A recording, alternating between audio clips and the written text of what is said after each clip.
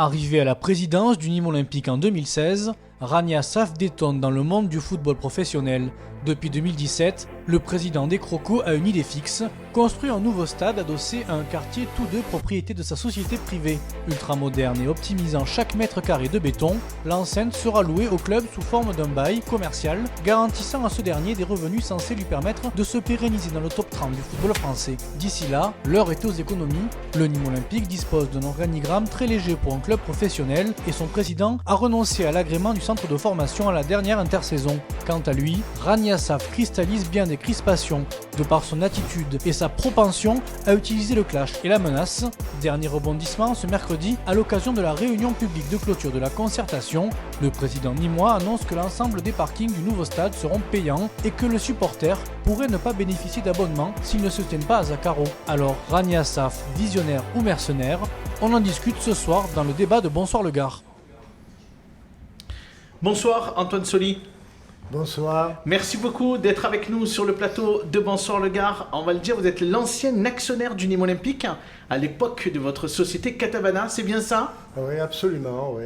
On est très heureux que vous soyez avec nous sur le plateau de Bonsoir le Gard. Cyril Roure est bien évidemment là et resté avec nous, le président des Nemosus 2013.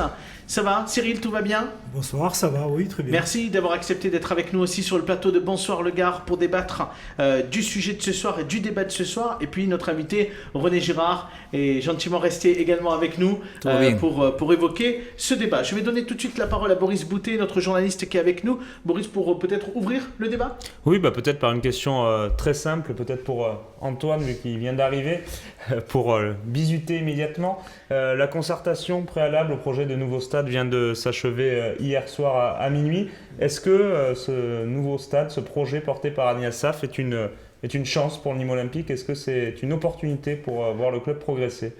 Ah ben non, je ne crois pas qu'en changeant un stade, on va faire avancer le club. Pour moi, l'histoire du club, c'est peut-être des histoires financières, mais c'est pour faire avancer Nîmes Olympique, c'est pas la solution. Pourtant, aujourd'hui, Rania Saf, il est très clair, le nouveau stade et le projet effectivement immobilier, c'est un moyen d'obtenir des aspects financiers qui vont permettre au club de gagner en autonomie. Donc ce projet de stade aujourd'hui, Cyril, je ne sais pas quel est votre point de vue sur le stade, mais et Boris a raison de le formuler de cette façon-là, c'est probablement une chance quand même pour le club. 7 à 8 millions d'euros, rappelons-le simplement en termes de chiffres, estimés pour lui en termes de recettes annuelles hors billetterie, hors soir de match, donc c'est-à-dire des locations, des séminaires d'entreprise, etc. Sans être trop focalisé, puisque le débat c'est pas forcément sur le projet, bien évidemment, c'est plutôt sur la présidence de Rania Saf. Mais Cyril, sur ce projet-là, parce que bien évidemment, c'est aussi l'avenir du Nîmes Olympique qui se joue à travers ce projet. Moi, j'avais assisté à une réunion au Mas Merlet, donc il faut un nouvel outil au Nîmes Olympique parce qu'on s'aperçoit que les costières, c'est vétuste. De l'extérieur, ça va, mais quand on y est dedans et qu'on y passe la moitié de son temps, on s'aperçoit vraiment qu'il y a un souci avec le stade. Après, je pense que c'était sportivement qu'il fallait faire les choses avant et s'occuper du stade après. Je pense le club n'a pas les moyens d'avoir un stade comme ça et on aurait dû construire déjà professionnellement le club parce qu'on part de loin. On a fait les choses à l'envers là ? Je pense. René Girard, vous qui êtes passé par de nombreux clubs français et des clubs d'élite aussi, aujourd'hui on pense à Lille par exemple qui a des moyens certainement aussi en termes d'installation. Quel est votre point de vue sur le projet de Rania Saf ? Je rejoins complètement mon voisin qui dit il faut. Je crois que la première des choses et la locomotive c'est toujours l'équipe première. Il faut que ça marche bien. Quand on est en Ligue 1 ou en Ligue 2, c'est pas. Déjà, rien qu'à ce niveau-là, c'est pas les mêmes rentrées. Et moi, je rajouterais un petit détail qui reste. Alors, je suis très terrain, de changer déjà, d'agrandir un stade. On s'aperçoit que tous ceux qui, Dijon, je vous en citerai des dizaines comme ça, qui ont fait qui ont fait des rénovations en cours de saison, tout ça, ça a toujours été très difficile. Là, l'exercice est périlleux quand même, de construire un stade pour... moi, personnellement, après, financièrement, je ne sais pas, je pense qu'ils ont leurs idées et qu'ils vont travailler là-dessus. Mais ça reste purement et simplement sportif et je trouve que ce n'est pas quelque chose de facile. C'est la dégringolade pour vous depuis quelques années, René ? Il n'y a qu'à voir, moi je sais... Enfin, je ne vais pas parler de moi tout le temps, mais je suis parti en 80 à Bordeaux. Et le club est revenu en Ligue. Enfin, il y a eu une descente en 81, je crois, juste derrière. Et puis, ça a traîné, je crois, 20-25 ans avant de retrouver le très haut niveau. Donc, sous Rania Assaf. C'est compliqué, quoi. C'est compliqué. Cyril, comme le dit Boris, sous Rania Assaf. Oui, on peut pas lui enlever, c'est clair. Mais après... moi je trouve ça compliqué, comme je dis, on veut bâtir un stade, il dit qu'il faut un nouvel outil pour pérenniser le club. On a eu 3 ans pour pérenniser le club, on a connu la Ligue 1 et finalement à la sortie on est redescendu, donc c'était sur ça qu'il fallait se battre. Il fallait se battre sur le fait qu'on soit monté en Ligue 1, on ne s'y attendait pas et continuer à construire. Et là, on n'a pas construit. Il a tout gâché. Il a tout gâché en 3 ans. Le fil est coupé, on détricote tout ce qui a été monté. Est-ce que finalement, si Nîmes Olympique était encore en Ligue 1, était parvenu à se maintenir, on aurait cette discussion-là et il y aurait autant de défiance envers Rania Assaf, selon vous ? Il y aurait moins de défiance. Mais aujourd'hui, il faut quand même regarder les choses très claires. C'est que vous n'avez pas une équipe pour refaire un stade. Vous n'avez pas tout part aujourd'hui en deuxième. Vous êtes en deuxième division. Vous êtes sur le bas du tableau. La saison n'est pas terminée. Pensez que vous descendez encore d'un étage. Vous allez vous retrouver avec un stade de quoi, de 1000 spectateurs.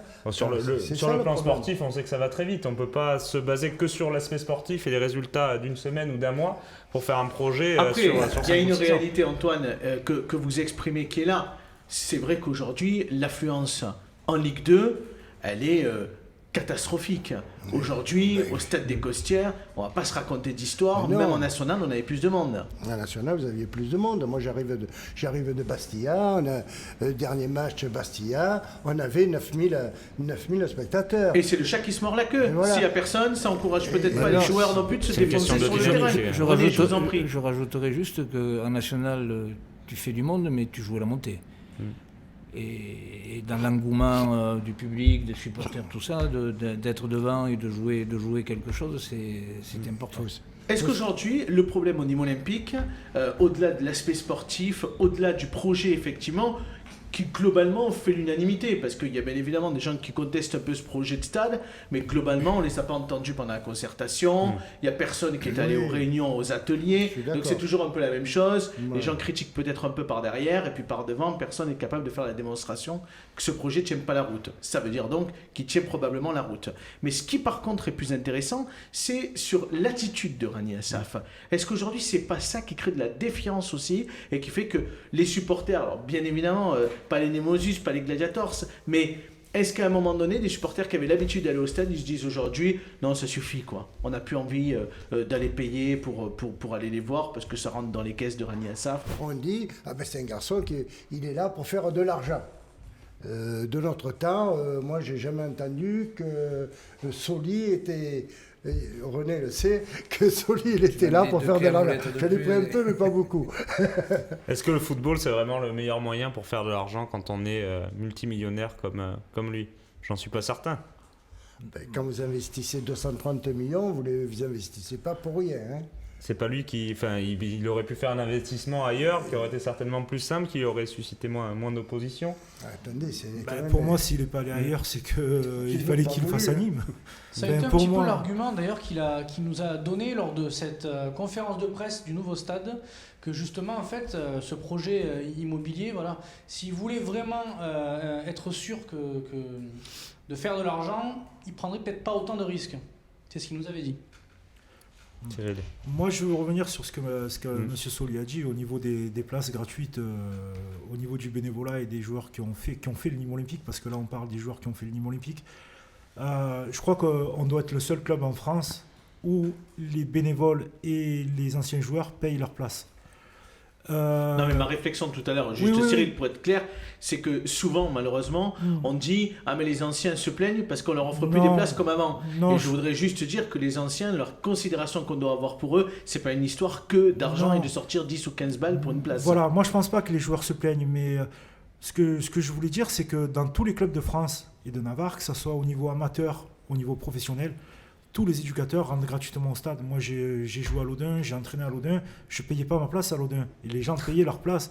Voilà, c'est comme ça, c'est une institution. On ne fait pas payer ses bénévoles et les gens qui ont fait le club. Et sa dernière annonce, d'hier soir, et qui date d'hier soir, parce que Boris, vous avez fait un papier là-dessus, où il annonce que les parkings qui seront devant le prochain stade seront désormais payants. Ben oui, bien sûr, à y être, pourquoi pas.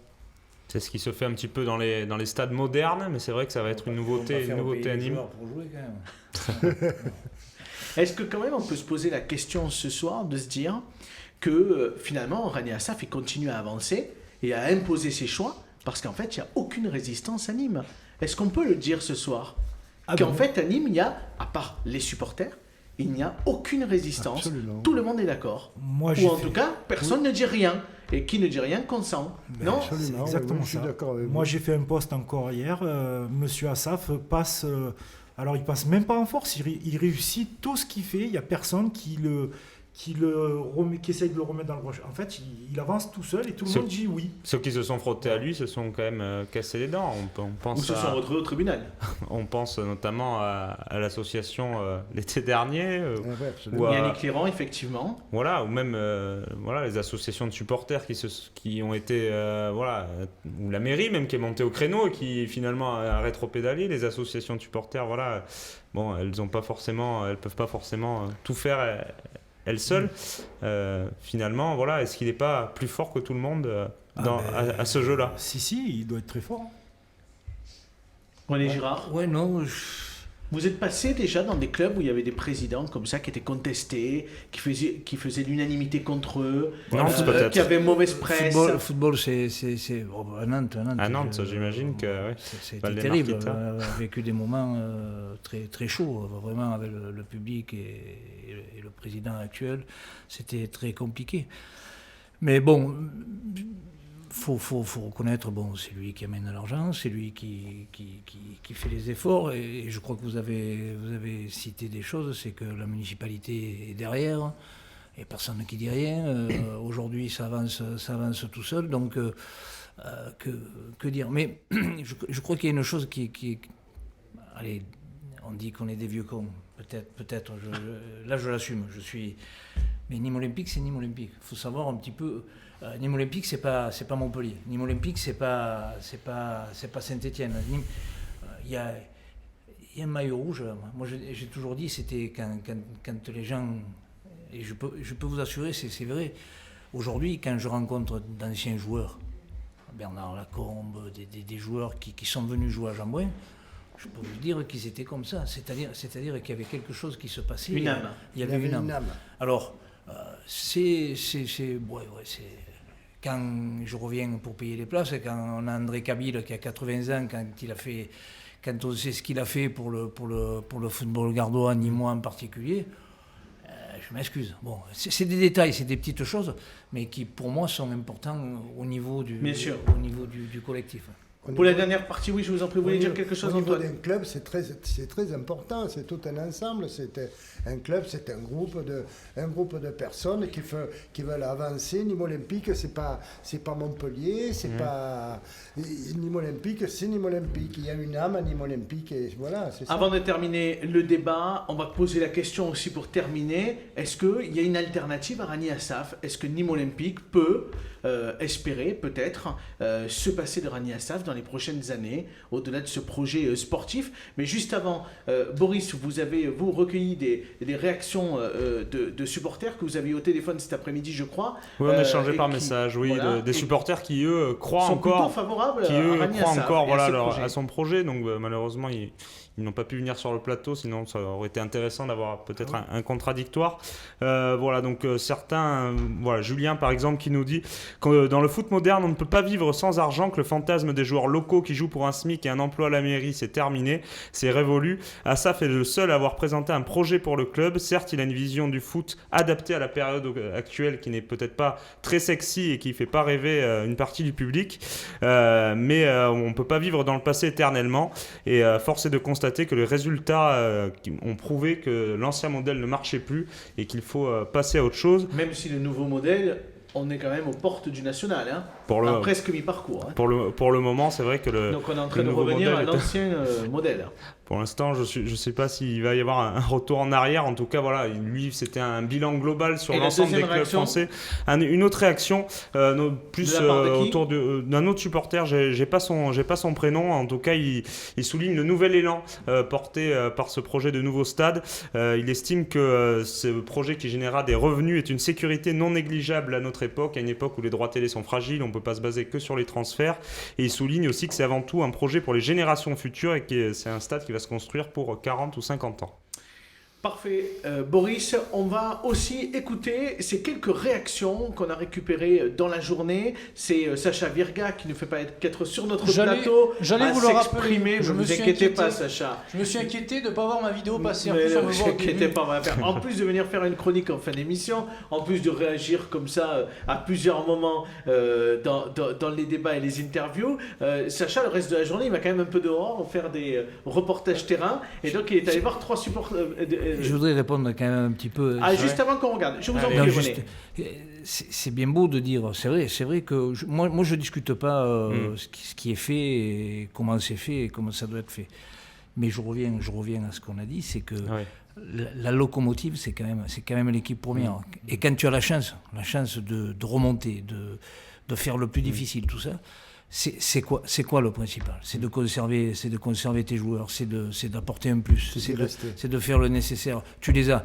Parce que après, avec l'aléa sportif, on sait que ça peut être fragile, et même de dire, ça remonte même derrière nous, de dire que des joueurs qu'on emploie à la mairie, tout ça, il y a longtemps que ça n'existe plus, et ça n'existera plus jamais. Je pense que c'était une caricature. Non, mais c'est un petit peu facile, donc je crois qu'il faut. Cyril, rapidement, mais les réactions sont intéressantes aussi, donc il faut qu'on les découvre. Oui, mais si je peux revenir sur ce qui a été dit avant. Je pense que oui, il y a besoin d'argent dans le football, dans un club de foot, il y a besoin d'argent. Mais s'il n'y a pas la passion, on ne réussit pas. On regarde à Nantes, il y avait de l'argent, il n'y a pas de passion, ça ne marche pas. Je ne vais pas me faire des amis, mais si on traverse le Vidourle, il y a un président qui s'appelle Laurent Nicolin, il y a la passion, il y a l'argent et ça marche. Et ici, ça ne marche pas. Donc il n'y a pas de passion au niveau du club de notre président. Il faut qu'ils remettent l'identité nîmoise en place, parce qu'on a perdu notre identité et on sait plus qui on est en fait. Mais je suis d'accord, absolument d'accord. Je vous redonne la parole dans un instant. Je vous propose juste qu'on aille voir les réactions qui ont été recueillies dans la journée par Sacha Virga. Aujourd'hui, dans Bonsoir le Gard, petit débat assez particulier. Rania Assaf est-il un mercenaire ou un visionnaire? Nous sommes allés à la rencontre des Nîmois en centre-ville tout à l'heure pour leur poser la question. Je vous laisse avec les personnes interrogées. Je pense que Rania Assaf est un homme d'affaires qui n'aime pas trop le foot. Je pense qu'il va construire son stade provisoire et après il va faire son opération immobilière sur l'ancien stade des Costières. Voilà, c'est un homme d'affaires. Mercenaire parce qu'on pense qu'au final son projet devient clair pour tout le monde. Son objectif c'est de faire un plan immobilier, de réaliser son petit quartier, son nouveau stade et tout ça. Il a réussi à tuer l'âme du club avec sa fronde contre les supporters. On voit bien que maintenant le stade est vide. Enfin, il a fait perdre tout ce qui faisait la valeur du club nîmois. Je ne peux pas vous dire précisément ce que j'en pense. C'est un peu des deux. Qu'il fasse du business sur l'obtention du terrain et faire un complexe immobilier. Puisqu'il met de l'argent aussi dans le club et qu'il en récupère un peu d'un autre côté, moi ça ne me dérange pas. Après, sa politique sportive, elle est peut-être un peu plus contestable. Je pense que la question elle est délicate en tant que Nîmois pure souche. Je pense que le projet de stade, par exemple, c'est une belle chose pour la ville. Ça va apporter de l'emploi, ça va créer une zone commerciale intéressante. Le projet est vraiment intéressant. Sportivement, ça fait chier de voir notre club jouer les fonds de classement en Ligue 2 alors qu'il y a 2 ans on était en Ligue 1. René Girard, les réactions, c'est ce que vous avez dit juste avant. Non, mais Est-ce qu'on partage tous ce soir? C'est qu'il y a un projet, mais qu'on a bien compris. Il y a beaucoup de vérité, quoi. Je veux dire, je crois que... Moi, je pense que le mot respect doit rentrer en ligne de compte. Quel que soit, il a ses ambitions, il est avant-gardiste, certainement, sur tout ça. Visionnaire. Mais il y a des gens comme Cyril, tout ça, qui paient leur place, tout ça. Je crois que le respect est quelque chose de très important. Antoine, vous vouliez réagir par rapport à ce que vous avez entendu? Ben oui, moi, parce que je pense qu'aujourd'hui, les 60% des personnes que vous avez interrogées, 60% des personnes qui venaient au stade réagissent de cette façon-là. On dit, il est venu pour faire des affaires, Nîmes Olympique, il s'en fout. Cyril? Ouais, moi, vous en avez discuté avec lui, je crois, au Mas Merlet pour la première réunion de concertation. Vous avez plutôt parlé du prix des places, je crois. C'était un des sujets aussi, non? Ouais, le prix des places, c'est pareil. On revient sur une décision d'une place à 15 €, on la met à 10 € en pesage geste, mais on ne touche pas les autres tribunes. Donc je trouve que c'est un peu mesquin vis-à-vis de tous les supporters nîmois, parce que c'est toutes les tribunes qui sont chères, c'est pas que le pesage geste. Donc on va s'arrêter, on ne discute plus. Là, ça y est, on a baissé de 5 € une tribune, tout va bien. Je ne suis pas d'accord. Après, comme je dis, son projet de stade, il faut un stade à Nîmes, c'est clair.